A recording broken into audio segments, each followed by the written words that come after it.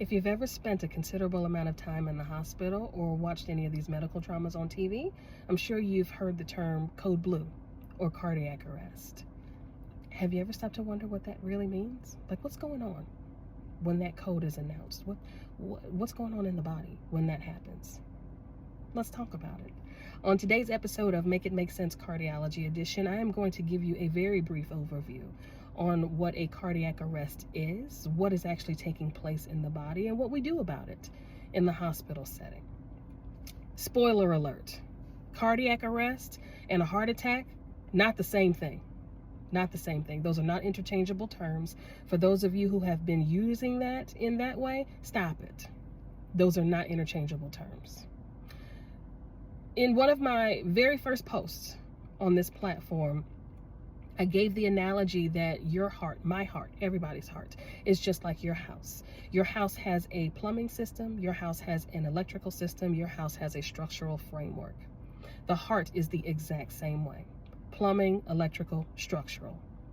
A heart attack involves the plumbing system of the heart, where there is a blockage in one of the pipes, one of the arteries of the heart. There is a blockage, and the dedicated area of heart muscle that is on the other side of that blockage ends up getting deprived of oxygen-rich blood.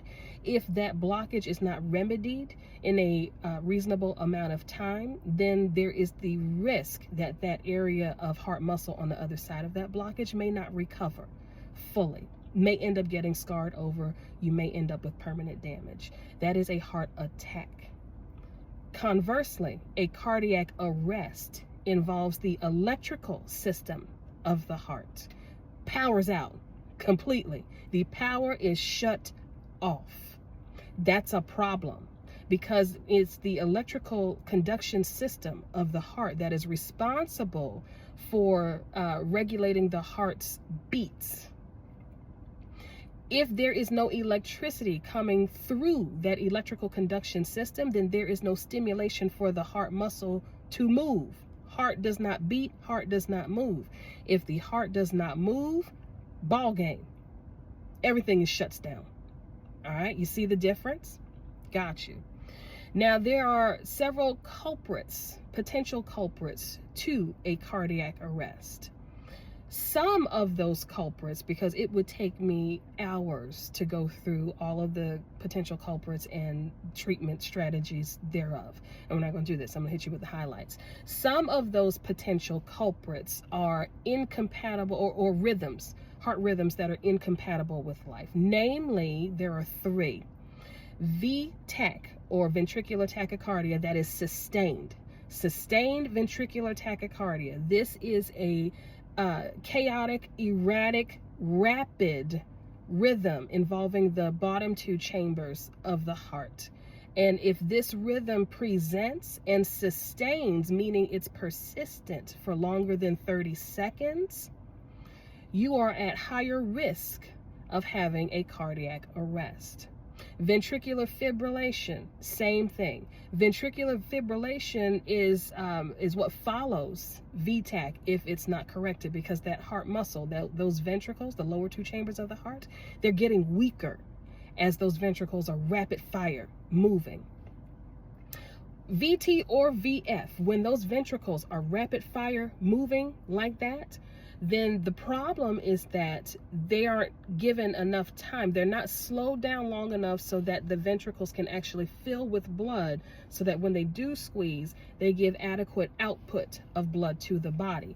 You can't fill adequately enough if you keep doing this as a ventricle, okay? When the cardiac output is compromised severely enough, it results in what we call hypoperfusion, or lack of blood flow going into the other organs and tissues that are relying on that blood output from the left ventricle. As much as we appreciate the job of the heart to be able to give to the body as far as blood is concerned, the heart too is an organ that has to get perfused. So this ventricular tachycardia and ventricular fibrillation ends up compromising the perfusion back to the heart also.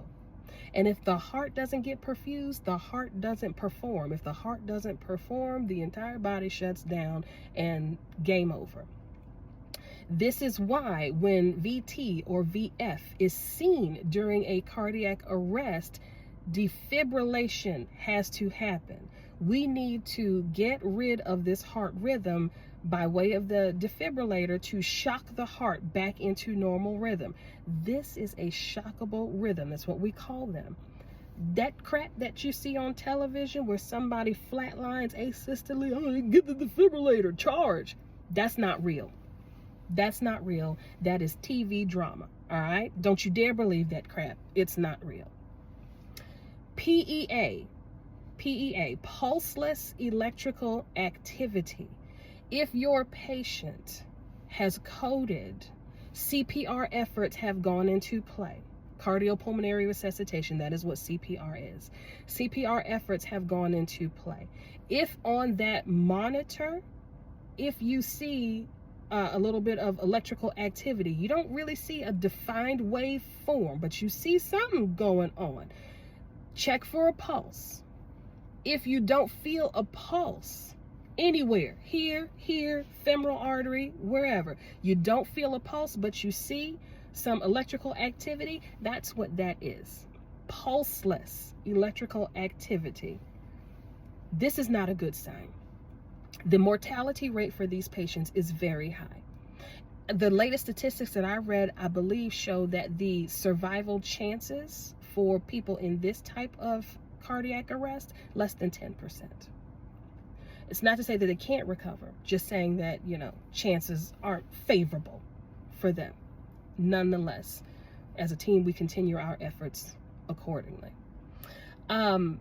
Non-rhythm potential culprits for cardiac arrest, you have severe electrolyte derangements. Stands to reason, because it's the electrical system of the heart that governs the heartbeats. So if the electrolytes, which govern the electrical system, are off severely, so will your heart rhythm. Severe and profuse anemia. If there's blood loss, severe blood loss to the body, then that affects that same cardiac output. Severe enough anemia will put so much stress on that left ventricle that you'll end up going into one of those arrhythmias, but the precursor to all of that was the anemia. Makes sense? Okay. Trauma will definitely contribute to a cardiac arrest, whether it's blunt force trauma, motor vehicle accident, drowning. Some sort of trauma can overwhelm the body to such a point where the heart just goes into these chaotic rhythms and ultimately into a cardiac arrest. And by no stretch of the imagination is this an exhaustive list. Not at all. Just want to kind of get the gears turning and get you to thinking. Ischemia, severe ischemia can lead to a cardiac arrest if the blockage in a given artery is enough to severely compromise the overall function and subsequent cardiac output. These are your widowmaker heart attacks. 100% or subtotal 99% blockage in the top portion of the LAD artery, left anterior descending artery. It is this artery that is responsible for making sure that that left ventricle that was doing this, the LAD artery is the artery that is responsible for making sure that left ventricle gets its deserved blood flow. So if that artery has a severe enough blockage, the left ventricle is not going to get its deserved blood flow. If the left ventricle doesn't get its deserved blood flow, it is not going to function like normal. You are going to have certain arrhythmias that present. And again, the output coming from the left ventricle going to be insufficient. Hypoperfusion sets in. Boom, cardiac arrest. Treatment strategies for cardiac arrest. obviously are going to include CPR, because if the electrical conduction system is not able to stimulate the heart to contract on its own, then the medical team is going to have to step in and do the contractions ourselves. That is what CPR is for. It is to manually squeeze the heart so that blood can continue to go out to the body, and when the chest recoils, the heart can fill again adequately. This is why with CPR, the depths of your compressions have to be appropriate and strong enough and in the right place so that you are squeezing the heart. And the timing of your compressions has to allow for adequate filling of the heart. Once you squeeze and then let it fill, squeeze, let it fill. There's an art, as much as there is a science to performing CPR. Nonetheless, medications are definitely going to be in order by way of inotropes and vasopressors. If you don't understand what those do, pause here, go back in some of the posts, through some of the posts that I've already done. Look at the header. It says vasopressors and inotropes.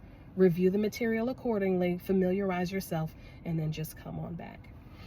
One of the staples of treatment, if it is clinically feasible to do so by the cardiology team, is a heart catheterization, to look at the heart arteries to see if there were any impediments in blood flow coming into the heart that could have been a contributing source.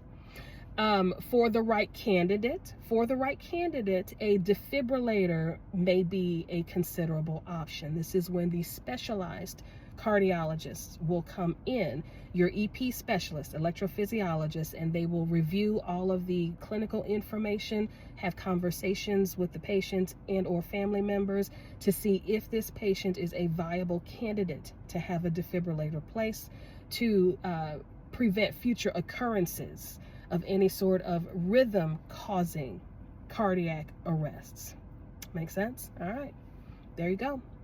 Cardiac arrest in a nutshell. It takes a little long to explain some of these cardiology concepts. I never want you to memorize simply for the sake of test taking and pattern recognition. I truly want the audience, the target audience, which is the student nurses and the new graduate nurses, to understand this material so that you can teach it to your patients also and family members, and just to make you better in your craft. You've studied very hard to become a nurse, and you're very smart, you're very capable, but in order for you to excel in this field, you've got to know the material, especially if you plan on coming into cardiology.